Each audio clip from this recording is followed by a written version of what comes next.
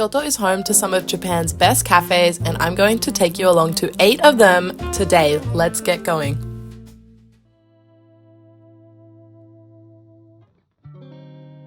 One of my favorite cafes in Kyoto is called Kurasu, and it's right next to Kyoto Station. It's only about a 5-minute walk, and it's a really small place right next to a 7-Eleven. And it offers really cool coffee options because this is a matcha espresso latte. So the first layer here is some espresso, then we have milk and then matcha. And so I'm gonna mix it and show you. And I think they pioneered this. Yeah, and I get it every time I come. But their lattes are also really, really tasty, and I often buy beans from here. This is so good. The balance between like the really bitter espresso and matcha, as well as like the creamy milk, just really unique. Also, the aesthetic of the store is just so nice. They have really nice open windows. They have a lot of wood, and it's got a bit of a standing space as well, so you can just hang out here and chat with friends. And the barista are really friendly. It's also really good for people watching because you can look out the window, and I'll always see lots of people carrying their suitcases coming down. This is a must visit when you're near Kyoto Station, and there's also another one in downtown Kyoto towards like Kawaramachi area. I think it's Ebisugawa, so that's another great location that Kurasu has. One cool thing I saw here was iced coffee on tap, which isn't too common in Japan. And if you're here, check out the items, they sell some cool things. But this place, this was the other Kurasu location which had a coffee bean vending machine. How awesome is that?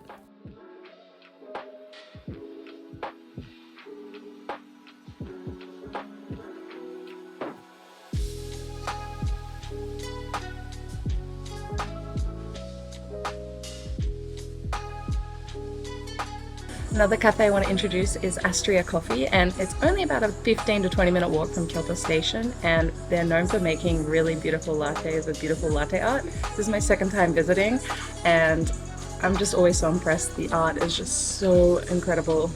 And they also offer flat whites, so it's more Aussie style. I'm going to give my latte a go. Oh, that is so smooth. I feel like getting a smooth latte like this in Tokyo is a lot harder. I find it everywhere in Kyoto. This is so smooth. And they also have hot sandwiches, so I got a toasted cheese one. I was so hungry. And for both of these, I only paid 950 yen, which is super affordable. I like that this is in like a quieter part of Kyoto. And when I visited, it's late in the afternoon, but there's no one else here almost. So I've got the place to myself, and I have a really, once again, nice big clear window where I can people watch and just relax. Also, there are lots of plants here, so it feels very cozy, and I love it. It's a very chill vibe.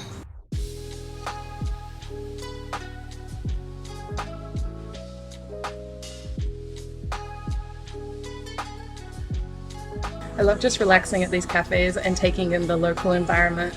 Looking at the architecture of Kyoto is just so nice. While you're walking around Kyoto, just keep your eyes peeled because there are so many cafes everywhere. So you'll walk down a small side street, bam, another cafe. So keep your Google Maps open and push that coffee button because there's going to be so much literally hiding. And that's how I discover a lot of my places, just walking around and casually finding them. And I always favorite them so that when I come back on another trip, I can head there. So even on this walk that I'm doing from the next cafe, from one cafe to the next, I've already found a bunch of other places I'm going to come back to. I'm always here for work. And I always love checking out new places, but I have a few favorites I'm consistently going to, which are the ones I'm kind of showing you today. This place is just so big on cafes. It's a heaven for coffee lovers.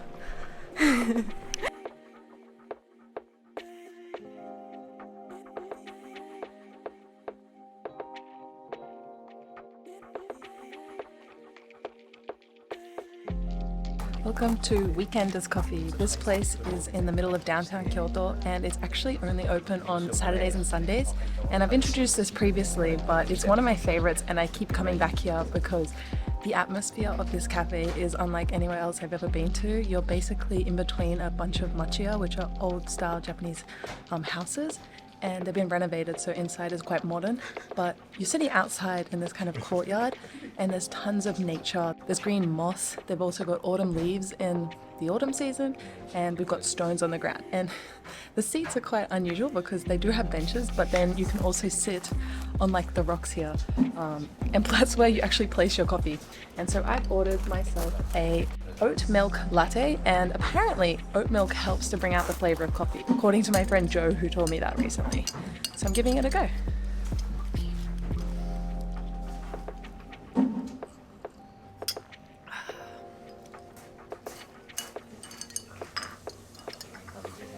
So I've been here before and ordered a milk latte, which definitely didn't taste quite as strong as this. So I feel like oat milk is a stronger espresso flavor.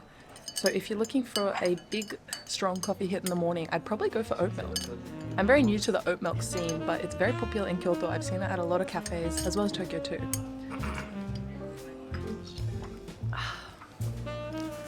The atmosphere is just so peaceful. I love it so much. Except it can get quite busy because obviously it's so stunning. A lot of people want to come here. So in the mornings, unless you come really early, I'd imagine a lot of people want to just walk by and get their coffee hit. This place is also located in one more area that is open, I believe, most days of the week, if not every day. And I haven't been to that one yet, so I always come to the Roastery. And because it's Saturday and Sunday only, I'm always trying to like squeeze it into my plans, or maybe even stay a day longer just to come by here. And right next door, there's also a tea bar where you can get cocktails with infused Japanese green tea. And I highly, highly, highly recommend it.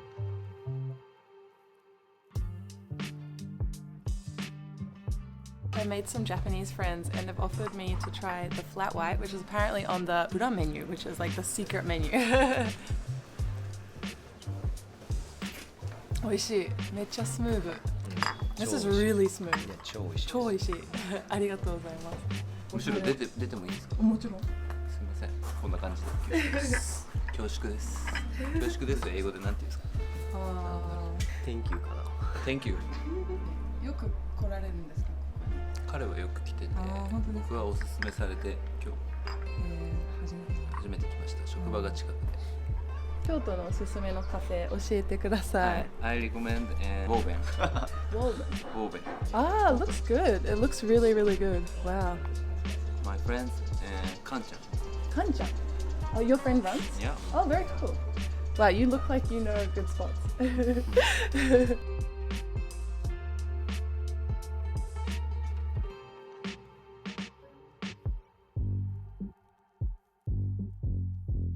This is School Bus Coffee Kyoto, and this is the location that just opened last year, which has a bakery inside. And this is a really popular place here that has a really stylish interior, and it's where all the locals come. Honestly, this is such a local spot, but they have a really amazing coffee menu, and they do flat whites, so it's very popular with Australians too, like myself.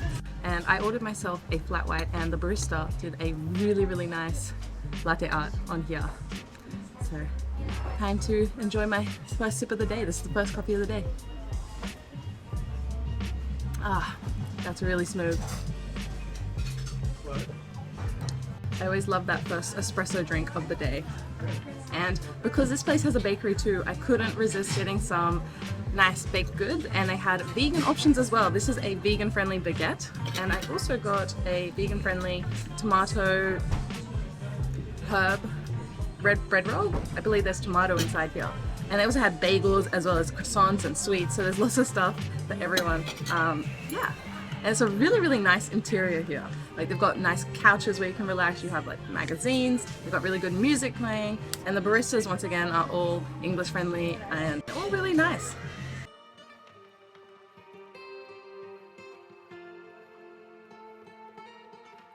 In Japan, it's quite difficult to find cafes with good coffee that have Western style bread.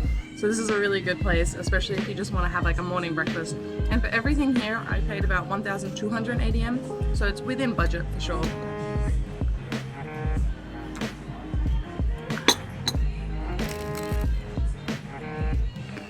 This is a really good baguette. This is really, really good.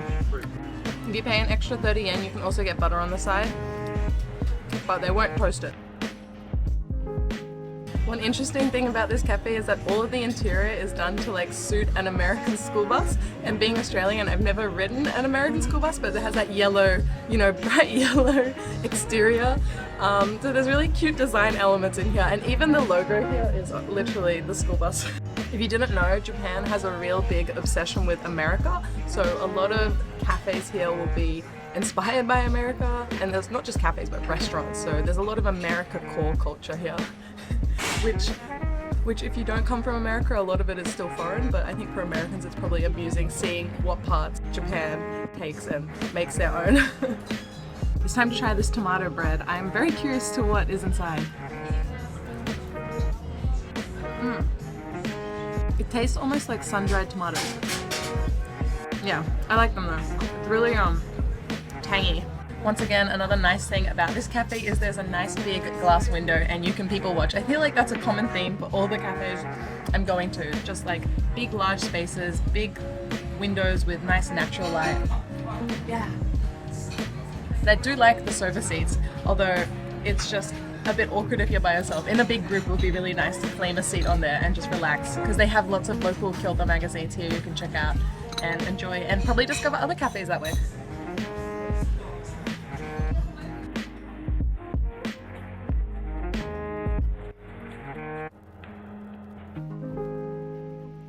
Really great breakfast spot here in Kyoto is Iolite Coffee Roasters. This is my second time visiting, and it's got a really cozy interior. It's all wood, it's a very Japanese style feeling to it, and it's actually run by a couple, and they roast their own beans in-house, and they specialize in drip coffee, but they also offer espresso, and it's very Aussie inspired because they have flat white.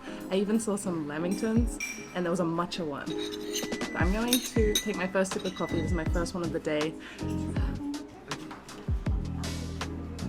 So tasty.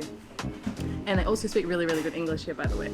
And one thing that is really popular at kisaten as well as cafes here in Japan is something called pizza toast. And if you've never heard of it, it's like a really thick cut of bread, like really thick. And essentially they'll put cheese on top as well as tomato paste, the kind of tomato you put on like pizza. And they'll also put like onion or salami. And I got just like a normal cheese one without salami, which they can remove. It's not on the menu, so you can just ask because it's made fresh. And it's put inside the Balmuda toaster. And if you've never heard of Balmuda, it's a really expensive toaster that's meant to make toast taste really good. Look at that cheese. Oh my gosh, this is so cheesy. It's really sweet actually, the tomato paste as well as the onion. And the bread is just so fresh and soft. It's like foamy, like so, it's like a cloud. The onion in this is so tasty. I highly recommend this. I actually got here about 5 minutes before it opened, and there was already a bit of a queue forming. And the moment the doors opened, a bunch of people came in, so I could imagine on the weekends this place is very busy. Luckily, my hotel was nearby, so I could just pop by. Yeah, this is a really good find. It's a hidden gem for sure. I also want to mention the ceramics that they're using. This pink cup is just so adorable. And it's really easy to hold. I really like it. This is the kind of thing I like to bring home as well, souvenirs from cafes, because a lot of Japanese pottery is just so incredible. Yeah, it really adds to the atmosphere of the cafe dining experience as well.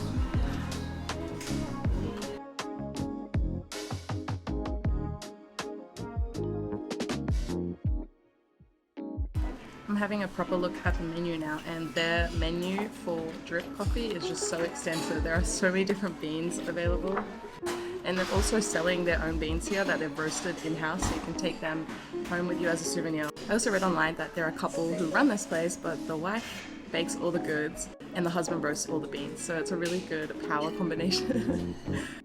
I waited too long on the lamington and there was only one today, but it's a good reason to come back because now I'm very curious what a matcha lamington tastes like. And I was just chatting to the owner of the store, and apparently she lived in Brisbane, and that's where she learned probably about cafe culture and English, and the husband just learned English through his business. So yeah, they're very friendly, and I've read tons of Google reviews that they're just always really welcoming. So if you're looking for a good place in Kyoto, be sure to check it out. At the front of the coffee store here, they actually have a tasting section. And today they have Ethiopia as well as Colombia. And I don't usually take drip coffee, but I'm gonna give it a go.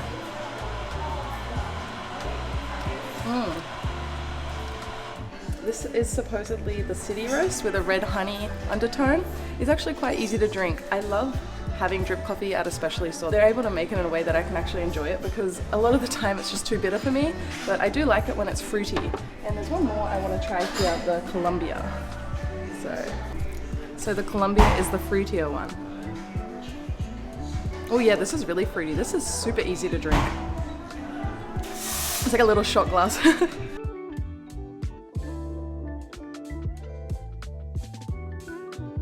Really popular coffee chain here in Japan is Blue Bottle, and although it's not Japanese originally, it's from San Francisco in America.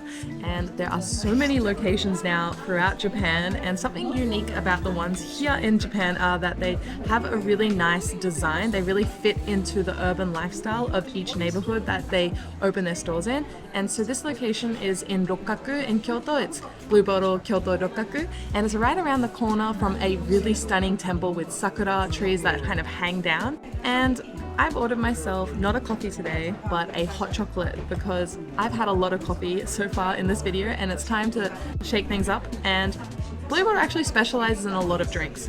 This is my first time trying their hot chocolate.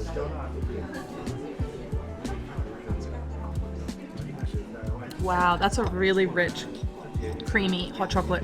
I asked for it less sweet because I prefer it when drinks aren't too overly sweet, and this is definitely using fresh chocolate, like real chocolate. It's very, very rich.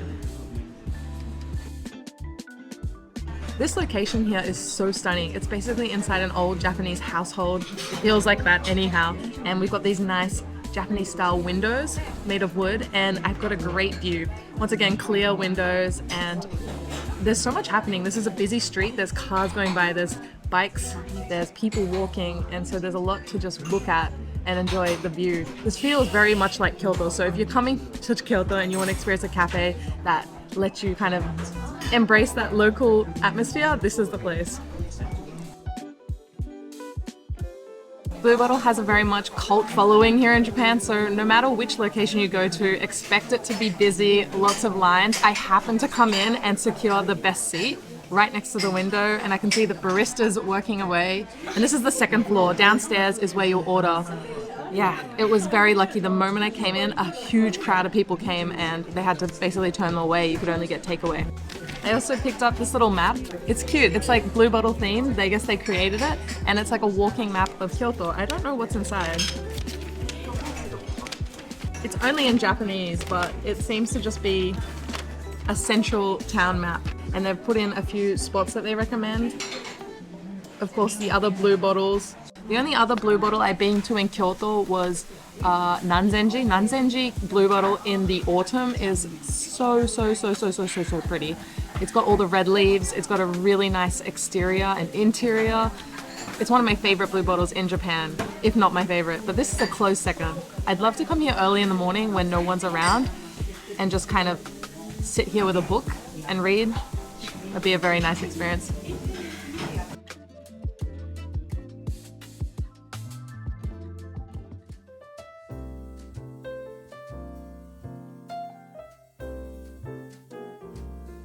Welcome to Sarasa Nishijin, one of my favorite cafes here in Kyoto. It is actually an old bathhouse that used to be used in the 90s, I believe, for like 60 to 70 years.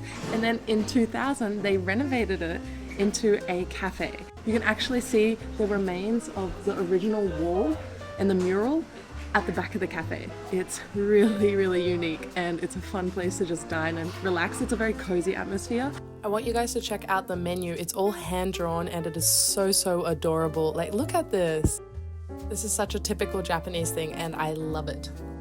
And because it's so retro, they offer typical drinks that you find at Kisaten, which is this melon soda float. This is not melon soda, this is blue melon soda, I think, or blue flavored lemonade. And it is so cute. Like, look at this. We've got the little sweet cherry, we've got ice cream, and then of course we have some blue coloring as well as lemonade. I only get it very occasionally, so it's a little bit of a treat. And last time I came here in the summer, it was the perfect summer drink, and I'm feeling very nostalgic, so I decided to go for it again. Yum, that's so creamy. I gotta mix it a bit because all the flavoring is at the bottom. If you have a sweet tooth, I highly recommend getting this. They have different colors as well. They had a red one, a green one, and I think a yellow one as well. The reason I know about this cafe is originally there was this really popular film when I studied abroad called 僕は明日の君とデートする, and it's a really important film to me. I really have good memories with it. But this cafe was featured in it, and the protagonists, they were sitting at this table having like a date. And so I remember it very clearly, and I almost never get to sit here because it's a very popular spot. It's right by the window, and today it happened to be free, so I snatched it up. And I'm just reminiscing because this area holds so many memories. So this cafe, I think they embrace the local art culture a lot, as well as cinema, because every time you come here they've got plenty of movie posters plastered on the wall, and they also have the most recent Emma Stone one. I can see, I haven't seen it, I think it was Birds? Can't quite remember the name, but there's tons of posters everywhere, and it's just really fun to just look around and take in all of the posters everywhere. Right behind me is actually a manga shelf where you can just pull out a book and read it at your leisure, so I might do that. For example, they have this book called Shirokuma Cafe, and I remember maybe 6-7 years ago this was so popular. It was like an anime as well, and it's just about this polar bear who like runs a cafe. Maybe I'll read this a little. It's like a bunch of animals.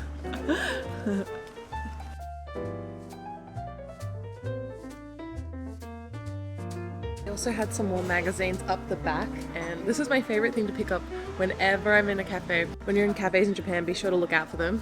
Magazines. And so these aren't just any magazines, these are cafe ones. And Japan is so big on cafes that they'll have so many different publishers and magazines dedicated to just introducing new, old, trending, all kinds of cafes. And this is one from 2024, so very, very recent. And this is a more older looking one. I guess it's been very used at least. And this is just focused on like old style, like old house, machiya style houses in Kyoto. And I probably would want to buy this book. This is my favorite type of cafe, and that's why Tokyo doesn't give me the same satisfaction as Kyoto, because I just love machiya.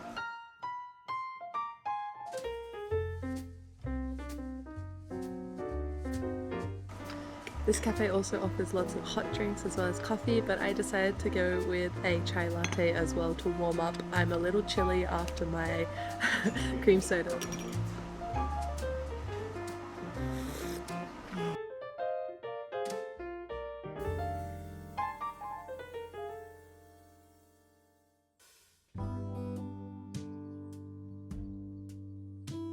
No cafe guide to Kyoto is complete without Cafe Bibliotic Hello, and I've been coming here since 2016 because it is a really cozy cafe, and I think this is one of the places that made me fall in love with cafe culture here in Kyoto. And they serve all kinds of food and drink, but they also have coffee, wine, alcohol, and they do really good fruit tarts. I came here the other night and got a musk melon fruit tart, so tasty. And today I've opted for a soy cafe latte, and it's very foamy. I don't think I've ever got it here before. Very strong. I feel like when there's a soy drink, it's like way more intense, the espresso flavor. This place also has an upstairs, and there's tons of books you can look at and read, and my favorite seat is definitely by the window because it has all these beautiful like green plants, and when it rains this place is such a mood. There's also a sakura right in front of me. It's so pretty. So I guess every season they must be changing it. And one of the great things about this place is they're actually open in the evening. So it's like a yoru cafe, which is a night cafe. And that's a concept that was totally foreign to me until I lived here. So going in the evenings to such a cozy cafe is just so nice. I don't know, they're open till 11 p.m.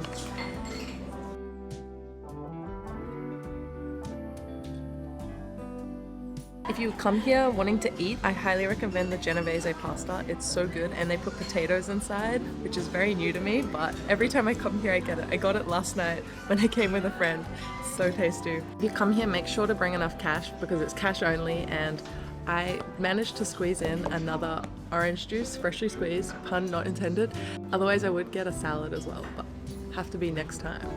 Yeah, I always run out of cash when I'm in Kyoto. It's like a tradition of mine.